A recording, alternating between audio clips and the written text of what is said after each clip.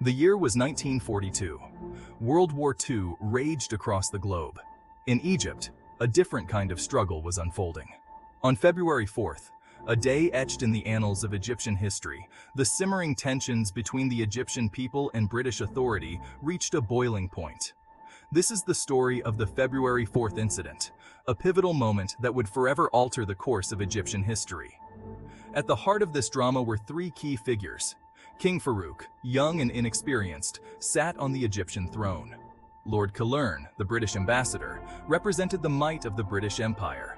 Nahhas Pasha, leader of the powerful Waft Party, embodied the aspirations of the Egyptian people for independence. The stage was set for a confrontation. Egypt, though nominally independent, chafed under British influence. The presence of British troops on Egyptian soil was a constant source of resentment. The memory of past injustices, like the Denshawai incident of 1906, fueled nationalist sentiment. The February 4th incident was not an isolated event. It was the culmination of decades of struggle against foreign domination. It was a moment of truth, a test of wills between an empire in decline and a nation yearning to be free.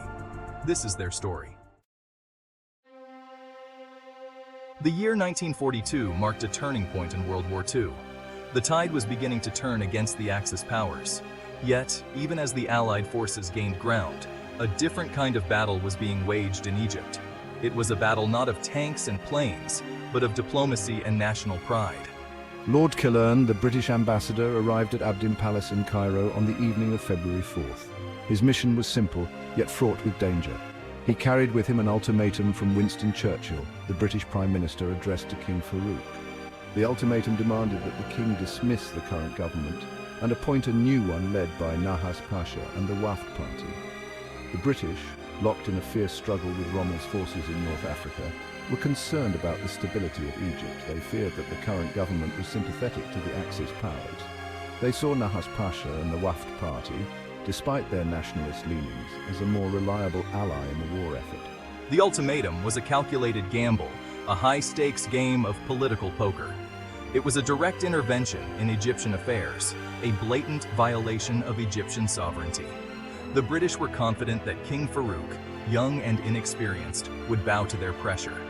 They underestimated the strength of Egyptian nationalism and the king's own sense of pride. The arrival of the British ultimatum sent shockwaves through the Egyptian government. An emergency meeting was hastily convened. Ministers gathered in the dead of night, their faces etched with worry and uncertainty. The fate of Egypt, it seemed, hung in the balance. King Farouk, though initially taken aback by the audacity of the British demand, quickly grasped the gravity of the situation.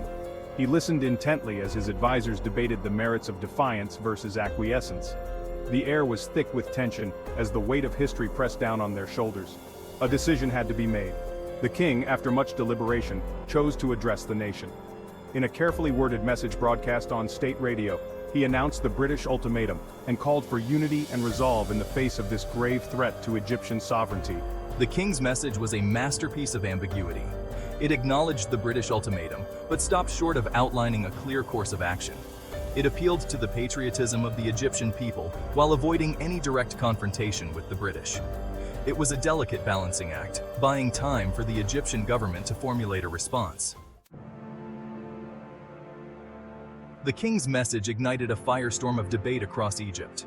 Newspapers ran banner headlines, dissecting the implications of the British ultimatum.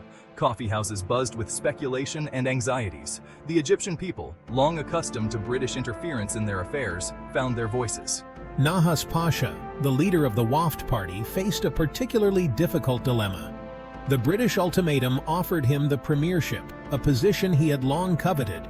Yet he was acutely aware that accepting power under such circumstances would brand him a traitor to the nationalist cause. Other prominent figures, like Dr. Ahmed Maher Pasha and Ahmed Ziwar Pasha, argued for a more pragmatic approach. They believed that Egypt should cooperate with the British war effort in order to secure a more favorable position in the post-war world. They argued that resisting the British demands would only lead to further bloodshed and instability.